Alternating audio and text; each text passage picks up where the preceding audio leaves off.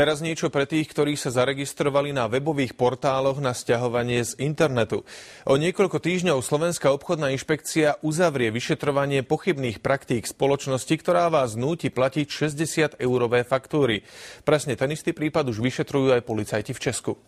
V priebehu minulého roka sa takmer 1000 Slovákov zaregistroval na portáli tejto firmy, aby si mohli voľne sťahovať básne, úvahy, poviedky a iné veci z internetu. V domnení, že služba je bezplatná, koncom roka im nečakane začali chodiť faktúry na 60 eur za nič iné ako za používanie portálov. V tomto prípade bolo začaté trestné stíhanie pre trestný čin podvodu. Zatiaľ čo 60-eurovú kauzu naši policajti stále vyšetrujú, obchodní inšpektori už majú všetko, aby mohli svoje vyšetrovanie ukončiť. Pravdepodobne v marci by mali definitívne rozhodnúť, či firma porušila zákony, uviedla ľudí do omylu a či na 60 eur za každú registráciu majú nárok. Obchodní inšpektori zatiaľ oficiálne nezverejnili, čo zistili pri vyšetrovaní tejto firmy.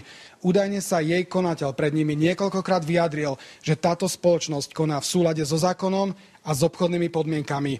To si nemyslia českí užívateľia týchto portálov. Teď je na vyhodnocení, zdali sa jedná o neoprávnené obohacení. Aj oni začínajú na túto firmu podávať trestné oznámenia a hromadné podnety. Podľa našeho názoru je tá stránka vytvořená zámerne ako podvodná. Podľa našich informácií to vyzerá tak, že táto firma s najväčšou pravdepodobnosťou na Slovenskej obchodnej inšpekcii pohorí. To by znamenalo, že jej klienti, ktorých stále núti vyplatiť 60-eurové faktúry, by si možno už onedlho mohli zhlboka vydýchnuť. Rastislav Striško, televízia.